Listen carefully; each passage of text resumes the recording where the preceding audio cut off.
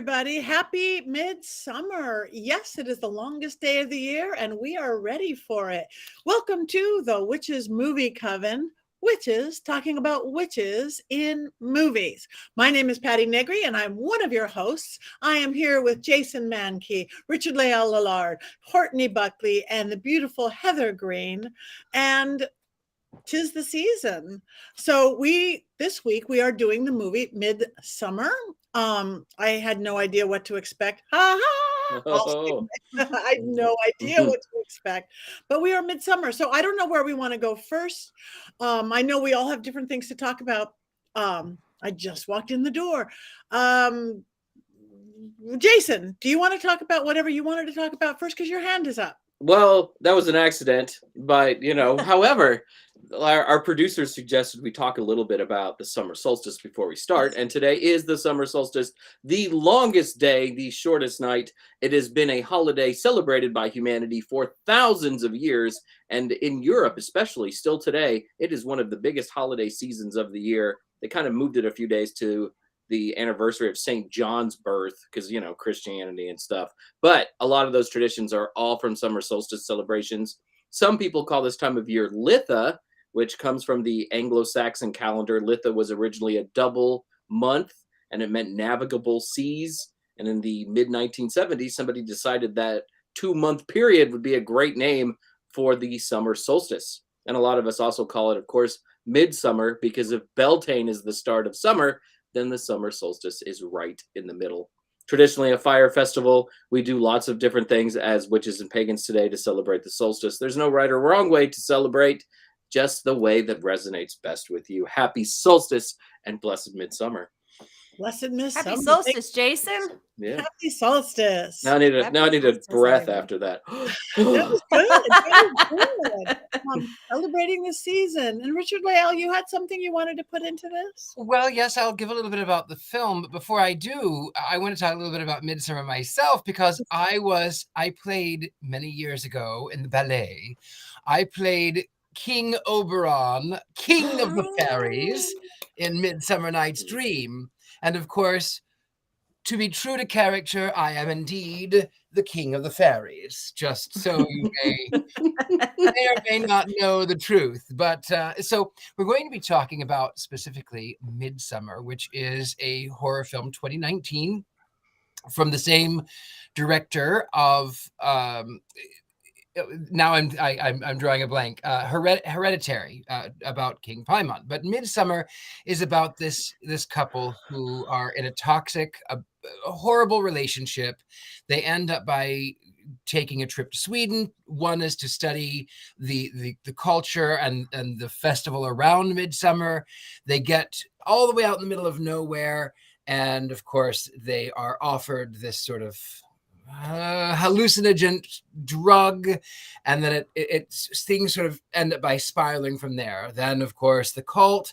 Everyone is dressed in white. They welcome these groups of tourists. Also, they meet up with a British couple who disappear, but they welcome this group into their company. And then, of course, unbeknownst to them, the cult, they kill themselves at the age of 75 because they don't want to be too old.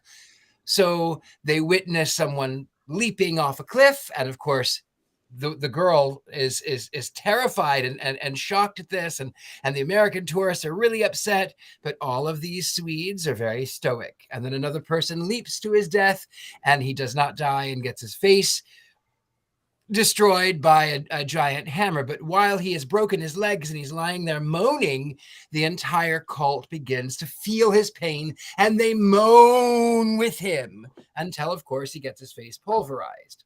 From there, we've got some other deaths that end up by, this one gets mysteriously lost, and this one, it doesn't show up. And then, of course, someone urinates on an ancestral tree, and of course, he gets his lungs ripped out of his back. And then from there on, there's a bear that ends up by being burnt, and she gets crowned the May Queen, and she turns on her boyfriend, and she has joined the cult, and she's happy ever after living in this cult of Swedish IKEA things. Before one can be the May Queen, they must assemble a bookshelf. Right. Exactly. Well, thank you. You just gave us the whole movie. You just gave the entire movie. So let's go back to the backbone of things, Heather. Since you wrote the book on witches in movies, so tell us a little bit about this. I was I can't get over how surprised I was by this film. Well, I'm going to give you a little bit. First of all, I don't consider this a movie the same way Wicker Man is not really a witchcraft movie. It's really, they're pagan, yes. Witchcraft, not. So this movie was actually, and there goes my earbud. This movie is a joint Swedish-British film, so is not in my book. And also, I think my book I'm totally losing my earbuds. I have the smallest ears, man. I can't get earbuds that fit, guys. And so send recommendations, please, for child. I need child-sized things. So anyway, so I want to talk about with this movie is comparing it to Wicker Man. And I incidentally, Wicker Man was released full for across the UK today for a special screening for summer solstice in a director's cut form in 4K. So a lot of people today were for celebrating summer solstice in the UK by watching Wicker Man. And I'm comparing the two because both of them are considered folk horror, which is a unique brand of horror where landscapes are featured, beautiful landscapes, as well as folk magic, ritual, mythology, and isolated communities. And usually you're taking somebody from outside that community and putting them into this isolated community that has links to this folk heritage. Okay, that's a folk horror film. And so Wicker Man does that. If you recall, we've talked about that already with the policeman, and then the tension between the culture of the person that's coming out from outside into the inside. So we see that here beautifully done in a very different type of way than the Wicker Man. And so what's interesting to me is that this movie came out at this period of time when folk magic and folk traditions were once again of interest. So you have that in the 70s when folk horror was popular in the 70s as well. You have it again now. And now folk magic and folk traditions in film for the last 10 years or so are being treated more respectfully. So that's one of the differences that you find in this film versus the Wicker Man and older films. Folk magic in older Hollywood films usually was relegated to horrific depictions of people from the South Seas. That was one of Hollywood loved the South, the natives from the South Seas or from Africa or from Haiti. So a lot of negative depictions of folk oriented magic from cultures that were not European or American. So that's what most of that happened originally. Things have changed in the last 20 years, and you're starting to get positive depictions of folk magic and folk traditions in the US, and also showing negative depictions of folk magic and folk traditions that come from Europe, not only from non-European, non-American places. So I think this has a very interesting place in our traditions, and it also is another way that another depiction of particularly Nordic folk traditions, which are not usually shown in witchcraft pagan films. Usually most of them are more British oriented. This one has the Nordic, the Futhark, etc. So I think there's some interesting things to talk about. I'll get into the allegories and the symbolism and the white supremacy at a later time in the broadcast. But overall, I think this is a very interesting depiction, again, of folk magic and folk traditions in a way that Hollywood hadn't done in the past and was now starting to explore over the last 10 years. Thank you. I guess I will go next just because I had no idea. I'm actually not the movie person that everybody is. I'm busy. So I'm like, oh, we're going to watch a movie called Midsommar. I didn't even put together that it was a horror film. I was waiting for some romp through the bushes. And I kind of like when I go on ghost hunts, I don't want to know where I'm going. So it's just what it was. And all of a sudden, oh, the pretty white people, not white people. Yeah, but pretty white people. But I mean, the dressed in white and all this. And oh my God, the psychology of it. the mental health of it, the relationships of it was just, I think my jaw was dropped the whole time in this pretty setting, like you're saying, with these pretty outfits and these people, and some of the little things they did, like when they breathe together, I love that. Even when they moan together, I like that. And when they cry together, I'm like, oh, what a beautiful group thing. And then until they start slaughtering everyone, I just sat there really the whole time going, I loved it, but I just so left field of what I was expecting. Wild. Mm-hmm. That's very true. It's just just like the Wicker Man, although even more so. It's like, yeah, no, oh yeah, no, whoa, yeah, no. Yeah, like, yeah, I like that. Let's moan together. Not just the sex moaning, but the wailing. Oh yeah, look at that energetic connection. No. The level of I liked the sex moaning. I like the sex moaning. I did too.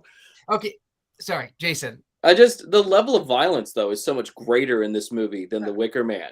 And one of the things about the Wicker Man, as you know, a pagan person, you can go, well, they gave Howie all these outs, right? You had all these opportunities. All you had to do was sleep with Brett Eklund. And there are no outs in Midsommar. When you're gonna die, you're gonna die. And so it's very different in that sense. It's just there's a lot more fatality. I actually there's a way I know how you can survive Midsommar, and I'm going to demonstrate that right now. Uh-oh. My first thought was just staying home. He just leave. You come into this group and they say, "Here, drink this. It'll open you up and lower your defenses. You leave."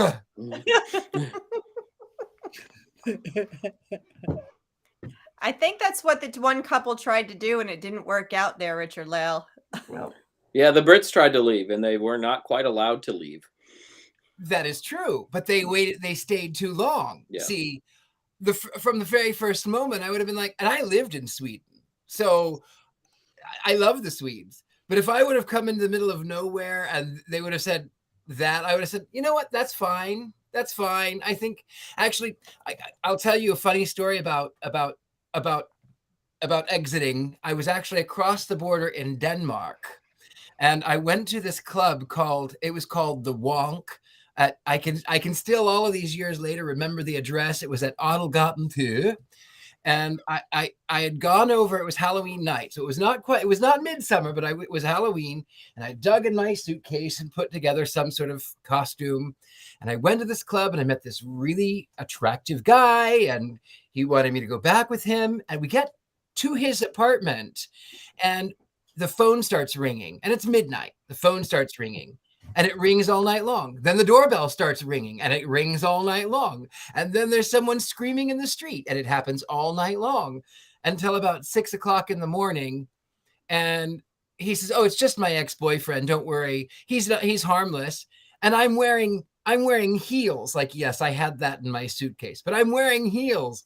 And I'm going, I have to call a taxi and I don't know how I'm going to get out of here. So the way that you escape Midsommar is that you wait until they stop offering, they stop ringing the doorbells, they stop offering you weird drinks, and then you sneak out the back door. That's how you do it.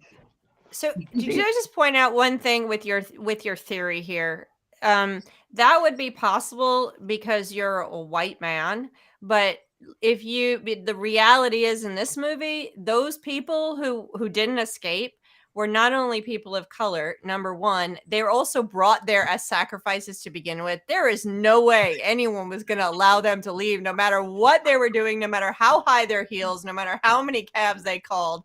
It was not happening because in this case, they were brought there they needed 9 new blood and old blood. I also Go ahead, think that it was like, it's like being in an abusive relationship, like no joke, because by the time you got to that point, you were so messed up in your mind. And I could see it happening to me. It was like when he said, when he was trying to explain like them jumping off the cliff, like the lady runs over and is like, no, it's not a bad thing. Like, let me explain. and they explain their whole tradition or whatever. And then the boyfriend is like gaslighting her, and he's like, no, it's fine because, you know, in our, where we live, you know, we stick them in a nursing home and they probably think that's barbaric. So like here where they are, like this is, and it's like, in watching the movie, it's like, okay, yeah, oh yeah, that makes sense. Like, oh, okay, yeah, that's an explanation. I can be on board with that. And I feel like it happens to you, the viewer, too. Like you get gaslit into believing you're like safe and everything is going to turn out okay, especially if you go into it not knowing it's a horror movie and then just get absolutely railed. Like it was so mind-blowing that like it did all of these things. This movie did all of these things. I'm sorry, go ahead. I was just gonna say, like one of the reasons this is one of my favorite movies, and I think it's one of the most creative horror movies that I've ever seen, because when you watch traditional horror, and it's nighttime, you're not safe. But when it's daytime, as a viewer, as the characters, usually you're safe. And the majority of this movie was in the daytime, and you were never safe. And it's things like how they trick you with the visuals and everything so beautiful, and the sounds that they play, and all the things. And one of my favorite things that A24 does in their movies is even though the gore is so violent and so horrific to look at, it's not like gratuitous, like flash it in your face just to make you jump. They put it on the screen and they make you stare at it, and you have to like look it in its eye and like absorb it for everything that it is, and get really, really, really uncomfortable with it, and then wait 5 more minutes, and then they take it off the screen. And I just think that there's something like so powerful to that. So as a fan of horror movies, or I mean, some horror movies, I guess I'm learning that about myself as I'm watching these movies with you guys. But as a fan of horror movies, this to me was like so well done because of all those things. There were times I just absolutely wanted to get to like nighttime. Like it just Right. felt safer all of a sudden. Like there's too much sun. The sky is too blue. This is terrifying. I need some darkness. Where is the damn moon? and that's part of the horror, isn't it? Yeah. Because it subverts expectations in that sense, right? Because we are so used to, oh, it's dark. Now I'm in trouble. And now it's like, oh no, the sun is out. I'm in big trouble. And Mark says that right at the beginning when he says, oh, why is the sun out? Why is the sun out? I don't like this. This is wrong. Yeah. So, it's alluded to. Because it's supposed to be the highest altitude. And so it's what is it, the midnight sun, I think they call it on Midsummer. So it's the sun. The sun does not set for the traditional times. And it especially if you're not mentally all there, whether it be chemically, or it can be really trippy for you. Mm-hmm. But what I would give it all a pass. I'd give that all a pass, even though that's not really something that Northern Sweden would do. But what I can't give a pass is that I hated every single actor. I hated every single relationship in this film. I wanted them all to be dead. All of them. I wanted them to be dead. Wow. Even May Queen herself, Florence Pugh? Yes. Richard-Lael, Because we're on a timeout. No, we're on a timeout. Don't look at me in my eyes. They had a toxic relationship from the very beginning. Yes. And she was not good for him. And she invites herself on this holiday trip with his buddies. That's so toxic. And then he wants to break up with her, but he can't. And then he's just a plain horrible jerk the entire time. There's no redeeming, and he's not even that hot. He's like a dollar store Chris Pratt. See, that's we're supposed to feel all that stuff. We were supposed to feel all that. It's a trap. They're in a trap, as well as once they get to the thing, it's a series of traps in this film, isn't it? All of the friends are just jerks. They don't care culturally. The one just cares about banging Swedish chicks. That's a direct quote. They are, I just couldn't stand any of them. I couldn't stand them. And I thought 3 hours, I could be building an IKEA bookshelf with this time. No. Danny's not even a Disney princess and you hate her. I mean, that's surprising. You know what I do love? I will tell you, I will give this credit. Danny, the woman who played Danny, is a British woman, and her American accent was good. Florence Pugh, she's great in everything Okay. she does. I have to hop in. I have to hop in before my skin explodes off of me and my lungs come out and breathe on their own out here. Listen, to me, it's like this is a girl who has lived with this bipolar sister who is clearly in need of help because of how far she goes for however long. So she's living with trauma after trauma after trauma, and she's looking for family. And someone commented this. Let me scroll through and see if I can find it. It was way back in the beginning. I got real excited about family. it. As horrible as the film is, she gets the family that she deserves. Wanted, yeah. As always, yeah. Yes, it was beautiful. Yeah, thank you, the Australian Morlock. I appreciate that. But she's like searching for now the sister takes out the mother and the father, and she's alone in the world, and she's looking for something. And so she latches on to her boyfriend, however unhealthy this relationship is, which obviously it is. And yes, he's a huge tool, but she's not healthy. She can't get healthy. She has no room in her life to be healthy. Like, nobody's focuses on her. And then she goes off to this, she doesn't want to be left alone. She goes off on this thing. Not a smart choice. Sure, I'll give you that. But then this absolute queen at the end of the movie, I will never forget the first time I watched this movie. I was sitting at my computer and I stood up out of my chair and I was like watching the end of the movie when she just sacrifices him, and then turns around and the smile on her face. My whole heart, I was like, yes, get it. Like, I am behind this character 100%. I talk about this all the time on here, that I love that coming into your power moment. And yeah, sure, it's because she was captured and brainwashed by a cult, but you know what? I love it for her. It suits her well. I just love it for her. See, I don't think she had any control over the situation to start with. Pelly, right, the guy from Sweden who brings them all there, he's manipulating the situation from the very start. Yeah. He knows that she's broken. He knows that there are things wrong with their relationship, and he's setting this all up.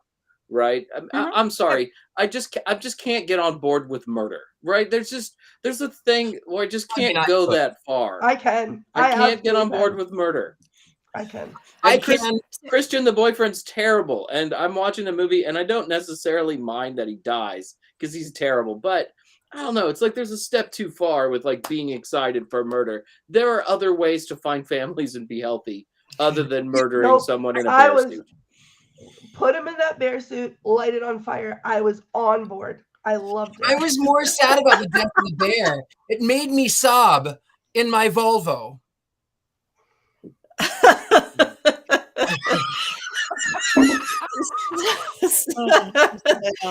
So I think bear. When I saw the bear in the cage, I'm like, oh God. But it was predicted, though. If you noticed when she's on the call and she's sobbing, she's actually not SAAB, but she's sobbing, SOBBING. She's sobbing because she's lost her family, and above her bed is a princess and a bear, which is an old Swedish tradition. It's an old folk story. So the clues were there all along. And then when they get there and the entire plot is painted out on the walls, and then when Dollar Store Chris Pratt goes in to talk to the woman about banging this probably underage girl, because that's the tradition of, anyway, he sat on that stool, and in front of him is a picture of a bear on fire. So if you get the clues, you get the clues. Speaking of that scene, one of my the director did. I'm going to jump in. A brilliant job at in this movie, and I think this is a brilliant film. I mean, I'll just say, and so that'll give you a cue to what my wand rating is going to be, and it's more, the story is good, and all the things we've been discussing is good, but as a filmmaker, as a film, just looking at it as a film student perspective, this film is tight. The pieces are wrapped up. He gives those cues. He knows those cues, and he put them in purposefully. And if you watch closely, everything is tight. And that's one of the most brilliant. That's one of the brilliant pieces. The other brilliant piece I loved about this film is the actual use of the film medium itself. So if you look, one of the things I love is the minute when they're moving from the space of the beginning of the film, when they're in America, and then when they first get to Sweden, everything, all the shots are very boxy. They're darker, they're boxy. You see a lot of squares and rectangles just in the forms and what you see in the window shapes and what you see books, for example, creating these boxes. And then when you get out finally into that, you make the transition, they land, and you're starting to see the change. But in order to change over from the normal everyday space that we would know, and you move into the space of this cult, into this, what happens is they're driving, and then all of a sudden the camera flips, and now you're watching the camera upside down, and then it spins again around like this. And so by the time you land yourself in that space of the landscape of the cult, you've gone on this trippy experience yourself as the viewer. That's brilliant filmmaking. That's using the camera and the medium to create the feeling that the actors are feeling. And it's done without being invasive and forcing it upon you. It's subtle. You almost don't notice it. And there's other places you see it where when they start to take the drink, the special, what did we say it is? Spring water with a little bit of flavor. What was that? Isn't that what it was? It was spring water with a little special, with a little flavor or something like that. Anyway, when they start to take that throughout the film, you'll see things sort of doing this even when they're not talking about it. Like when they're sitting at the table, like they're just talking and things are going on, and just if you look to the side, something is pulsating. Special properties. It's spring water with special properties. That's right.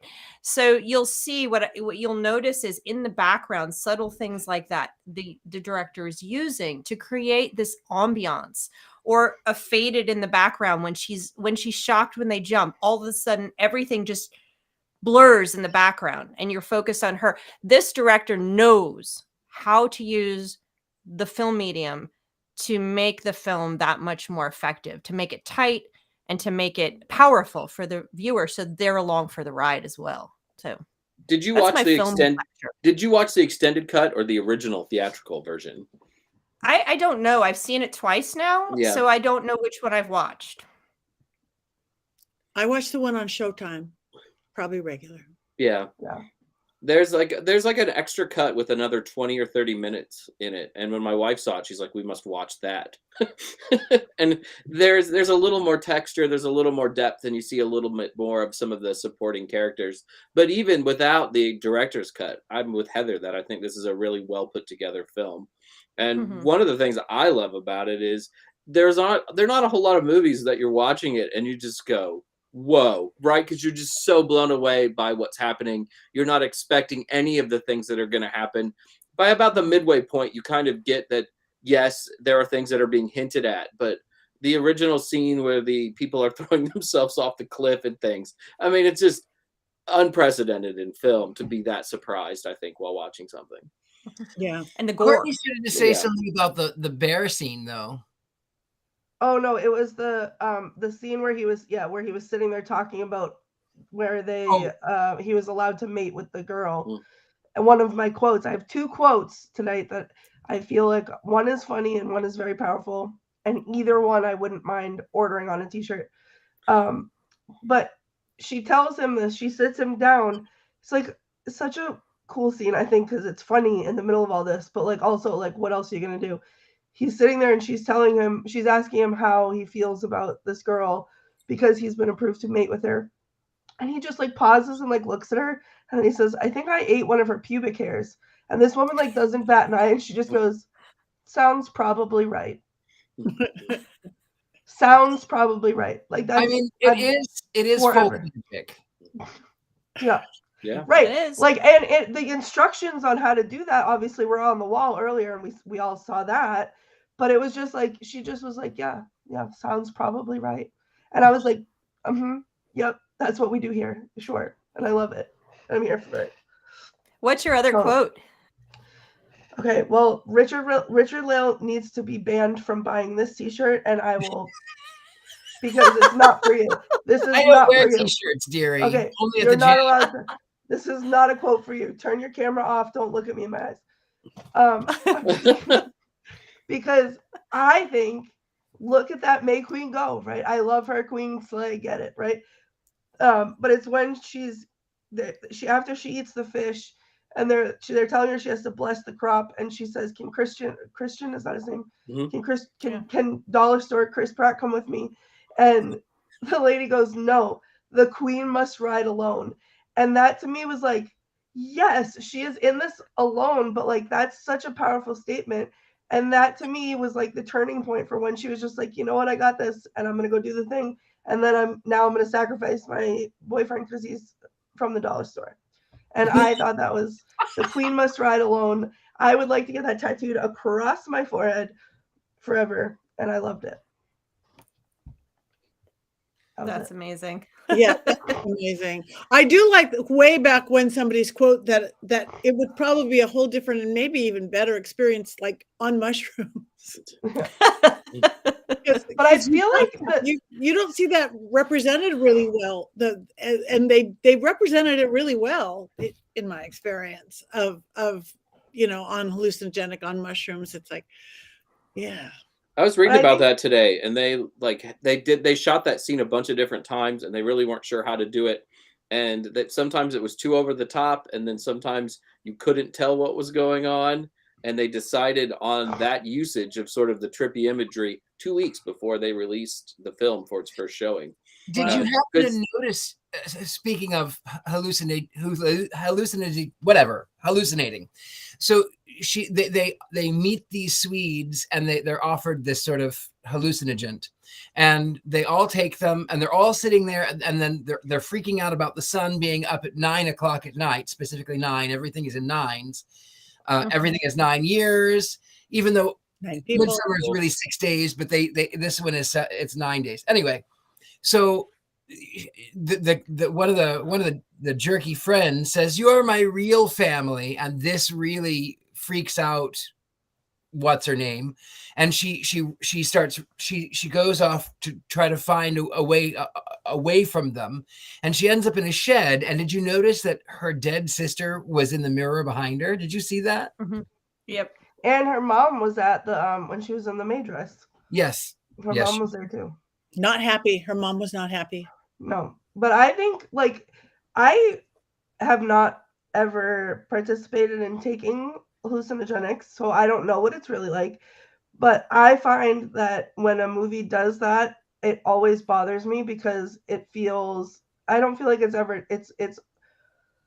it's done for effect, and it doesn't come across like for someone who has done it before and thinks it's funny and whatever, and then it's a connection. But for someone who never has, it seems like ridiculous.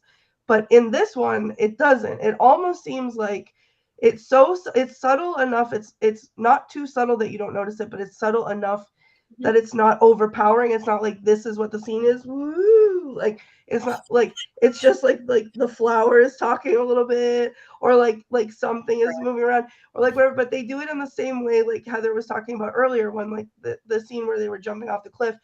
They hit the ground, and all of a sudden, like, all the sound goes out because they're so in shock, and everything's blurry around them, including the noise. And like that's how you feel when you're in that much shock. But like it's in that same vein, so I feel like it wasn't overdone. It was done so tastefully that it almost felt like you as the viewer were also being like poisoned with this while you were watching this happen. It just is so immersive to me, I think, and that's why I love it so much. It's a very sophisticated way of using the film, and I think the light is the same type of sophistication. You don't really notice that it never gets dark, except for I think it's the one scene is at night when he sneaks out. Right. Which is apropos, which is very interesting that it's that scene. But I think you don't notice that, and and the light forces you to see things, and it's similar to when a camera doesn't give you a break doesn't give the viewer a break, and forces you to see everything, you get uncomfortable. People get uncomfortable when they're forced to see stuff continually, and I think The Light does that. And it's a very sophisticated form of filmmaking we find here in this film, and it's really a remarkable feat. But one thing, getting back to the ending and getting to the horror of it, I found after a while, I'm like, okay, where does this really sit in a lot of the horror movies we're watching as far as witchcraft, women's empowerment, all the things we often talk about? And I think that if Rosemary's Baby and The Wicker Man and Hungry Wives had a love child in modern day, that's what we're looking at here. I thought at first it's Rosemary's Baby and The Wicker Man for the folk magic and the fire at the end and all of that stuff.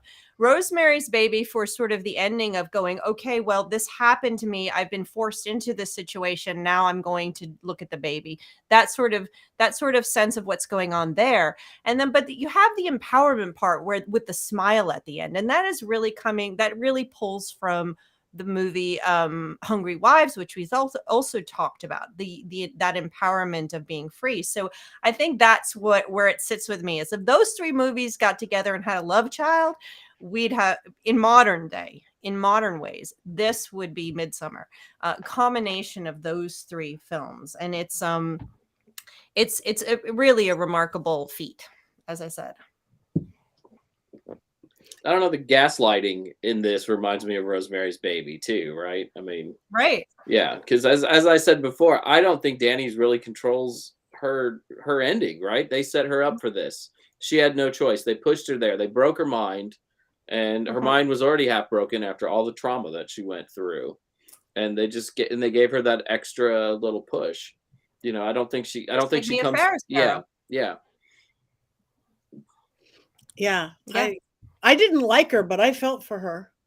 Absolutely. I from the beginning, because you saw how messed up she was, and she never, ever, ever, ever once smiled until the end. This poor girl, you just see the terror, the horror, the confusion, everything else that she went through in life. Yeah, didn't like her, but I felt for her. I so expected though for her when she won the dance contest, which actually is a real thing. She did smile there a little. I thought, oh, she's signed her death warrant. She's gonna die now. Bye bye. But she didn't. But the dance is actually quite intriguing to me, because in the story and in folk magic and in this part of Sweden, there's a little bit of history about the maypole. These girls, they dance and dance and dance and dance until they drop dead. And the violinist is known as the Black One. It's not about his skin color. He also has a cloven foot, and he's the devil. He's basically the devil. They dance till you're dead. You mentioned violin. You mentioned violin too. The music in this movie is terrific. It's kind of electronic, but then there's some violin fiddle in. And I was just listening to the soundtrack earlier today, and it terrified me in places. I mean, it's so well done, because like that village, the music is like nothing I'd ever heard before, right? It's just all so foreign and different. Ari Aster is a great director. Like, everything about this film is just like so on point and fits within that world. Yeah, it's tight. It's very tight. I think I'm going to mention the elephant in the room now, since we haven't mentioned it, is the white supremacy.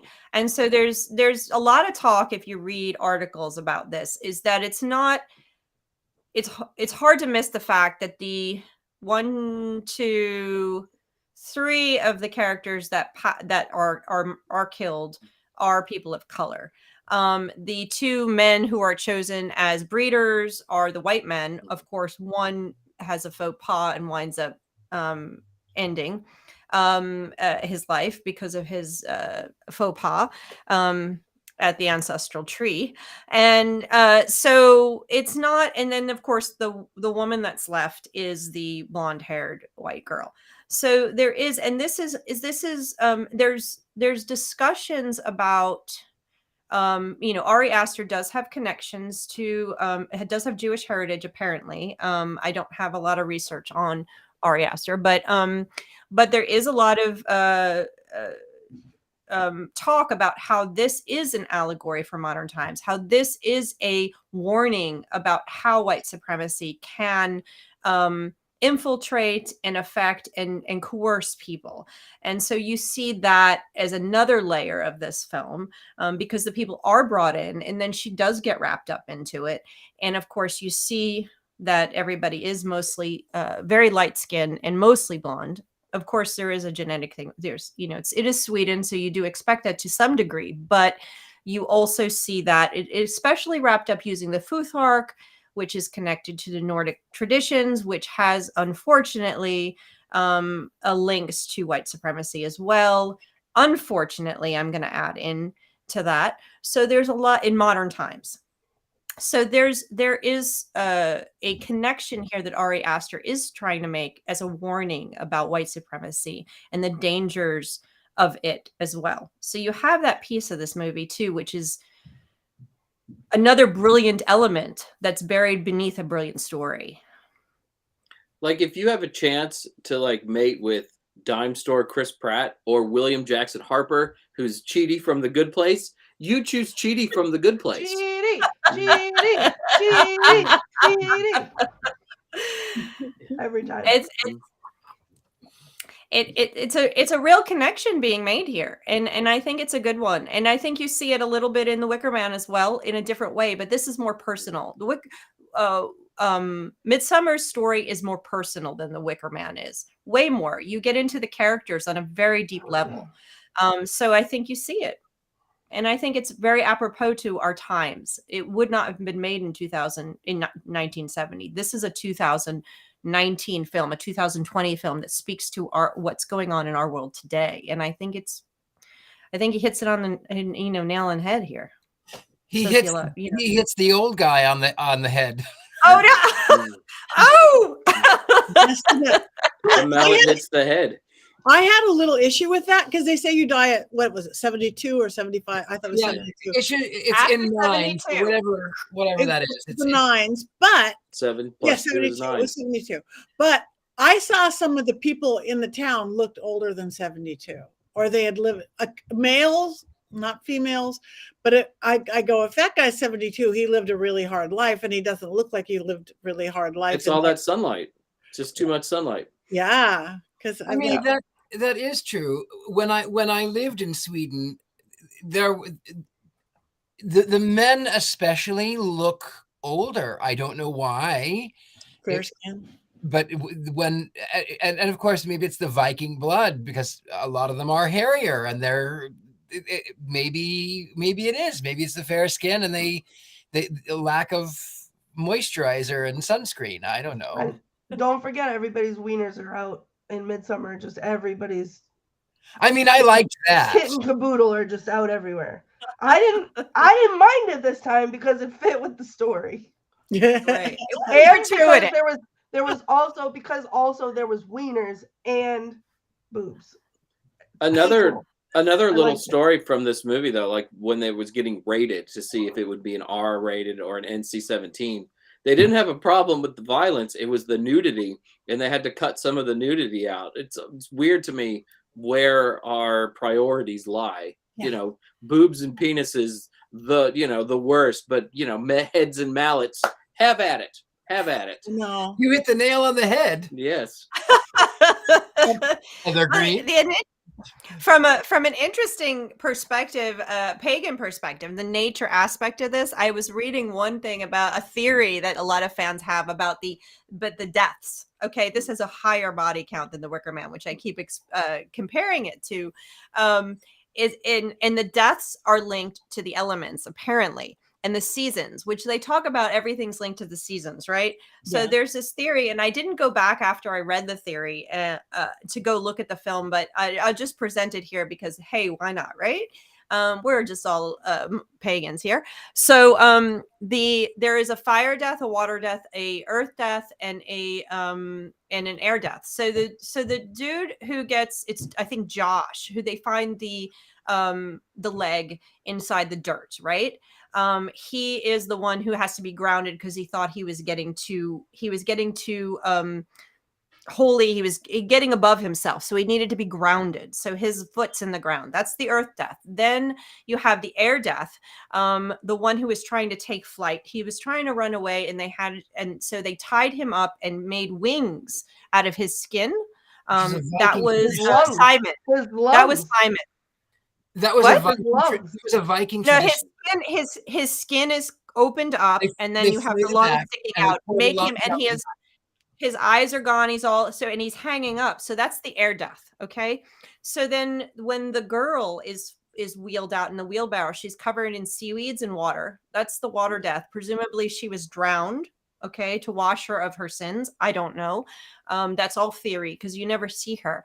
And then the final death is the fire death, which is the man who or the Mark who went and peed on the ancestors and had the presumptuousness, the gall, let's say, to actually pee on that. So they saying that's the fire death. And so this is a theory about there's all three, and so they wind up inside the whatever, the yellow chapel, and the bear is the center of it all. The spirit is the bear, and then poof. So that's one of the theories that go around among the fandom about the different deaths. That makes me want to watch it again. Just to get I'm sure I missed. I always want to watch it again. I love this movie so much. There's so many little pieces like that. I'm like, okay, I can see where they're going, definitely, because there's so many little tight pieces, and he does such a good job of it that, yeah, okay, I'll go with that. Courtney loves this movie. I remember when I left, I saw this in the theater because I was really excited when I saw the original trailers and all that. And I left and I looked at my wife and I was like, why does Ari Aster hate pagans so very, very much in all of his films? Because he doesn't really portray us in the best light. However, after having said that, there are a lot of witches and pagans who love this film. And my friend Thorne Mooney is one of them. Thorne has written several books for Llewellyn. And in 2019, she dressed up as the May Queen on her way to work. The Queen must ride alone. Thorne. Yeah, I'm a big fan of Thorne. She was very proud of these pictures, and she was. I thought they were great. Yeah, I like that she wore it to work. I mean, that to me was the best. That's dedication. Yeah. That's a lot of flowers. Yes. You know, I have a joke about that. It was not my joke, though. My mother's uncle. My mother wore flowers in her hair, like you, lovely lady. She wore flowers in her hair. And her uncle said to her, "You look like a flower child." And my mother said, "Oh, thank you." And he said, "Either that or a bloomin' idiot." But your friend did not look like a blooming idiot. She looked amazing. I love all the flowers. She's a character. Oh yeah. Yes. I just got tired looking at that, like putting all of that together. Wow. It's a lot. That's dedication. What How do you makes go to it the funny is bathroom? the Michaels bag still on the floor next to her. Like she was just like, "Quick, take the picture. I did it. I finished it." I love it. Oh yeah, there they are. How did she get in the car to get to work? And the face. Look at it. She's making the same face. I love it. Queen. Yeah, she is making the same face. That's beautiful. Well, anyway, our guests are getting close to the end. Is there anything we haven't talked about that we were going to talk about before we vote or not? Scary fun. I don't think so. All right. Now, everybody we love all your comments. You guys have been commenting, whether we've said it or not. We are reading them and we are loving them. And thank you. So, Midsommar, wands up. Wands down. My wand is missing. You can just use a bone. You could use your femur. My femur is fems up. Patti, I asked, did you watch this on your phone? No, I just on Showtime. I got my real TV. Okay. That's good.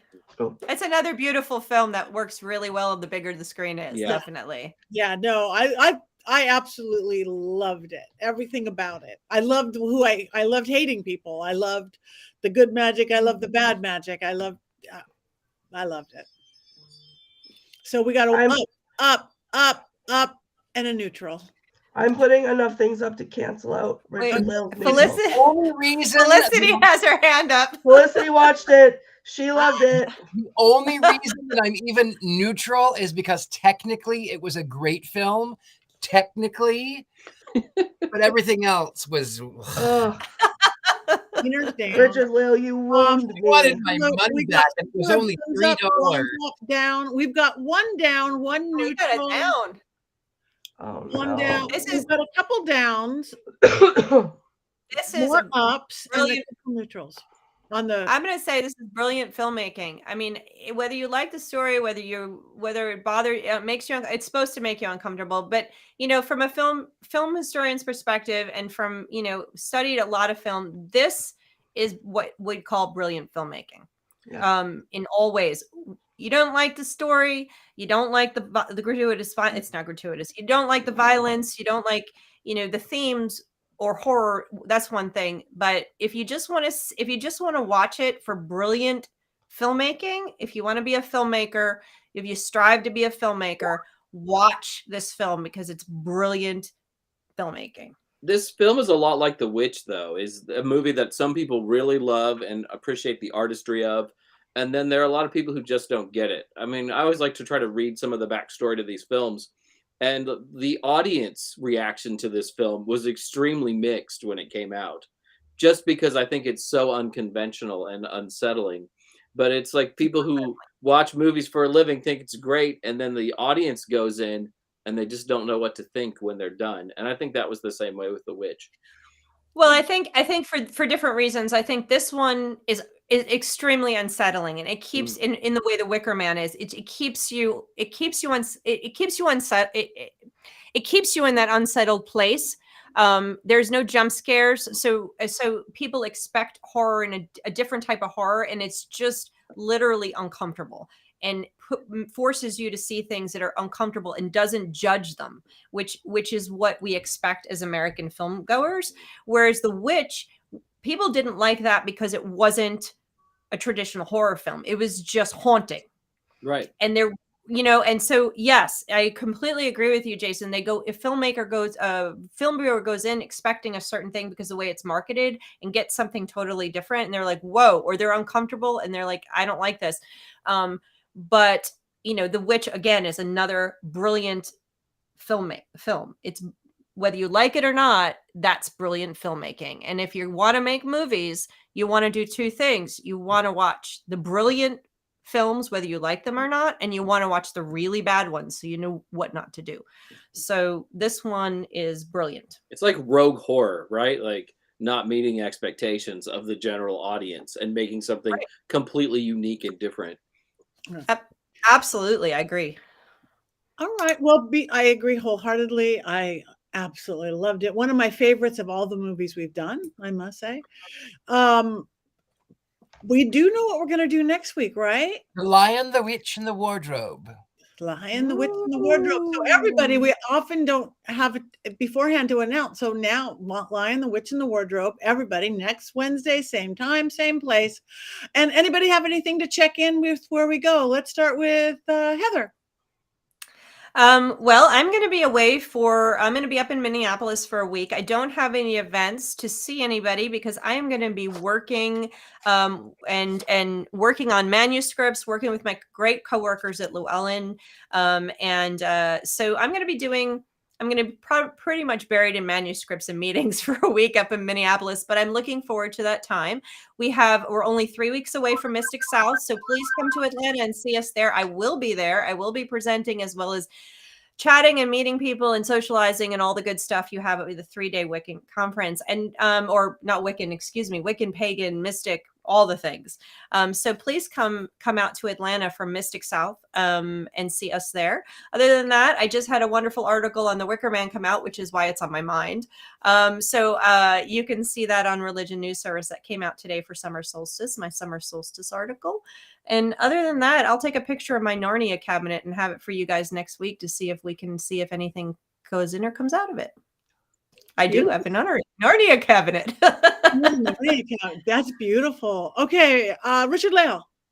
I'll be in Atlanta on the 2nd of September for the Debauchery Ball. And also I'm teaching at University Magicus, which is, we are there. It's an all tradition kind of magic from every spectrum. You can find it there. And I also want to take a moment to show the new pillow at Mystery Control, because those of you who want to cuddle with me, this is sort of the dollar store Chris Pratt.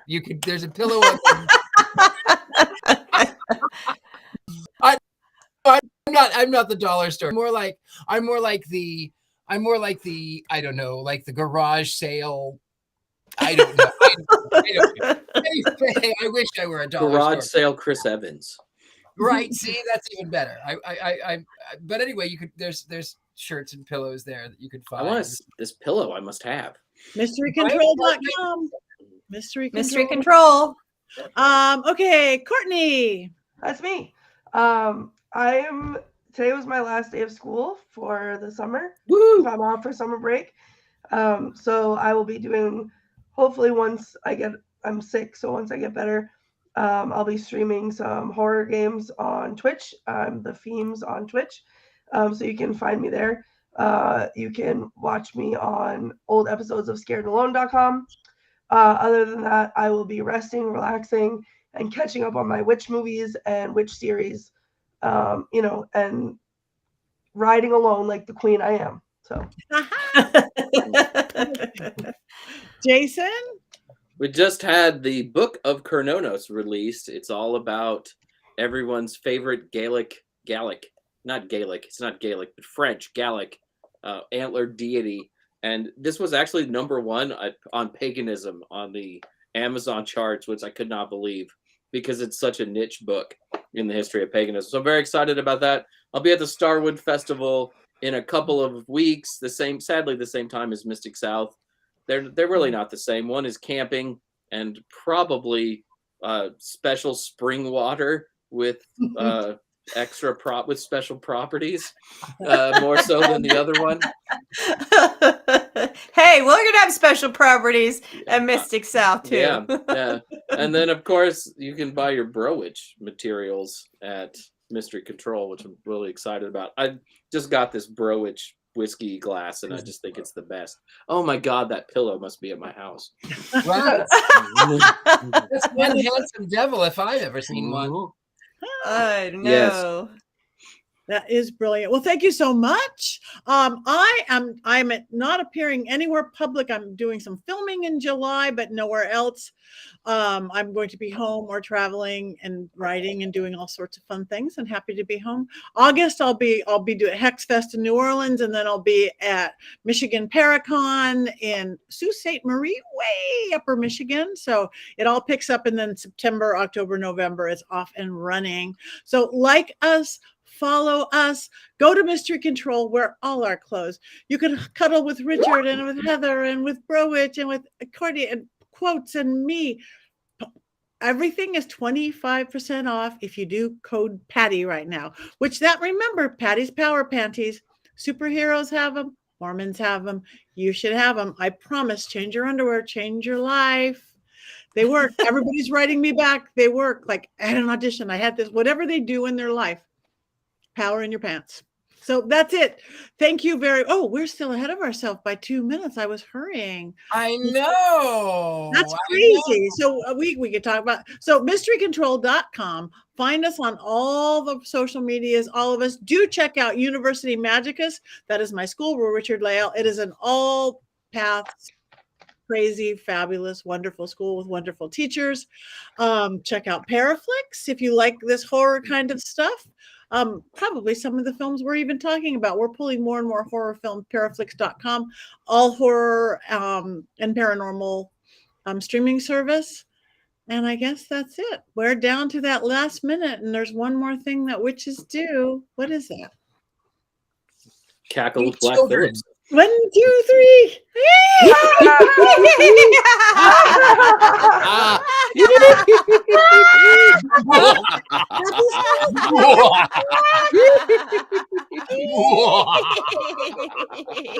Whoa. Oh,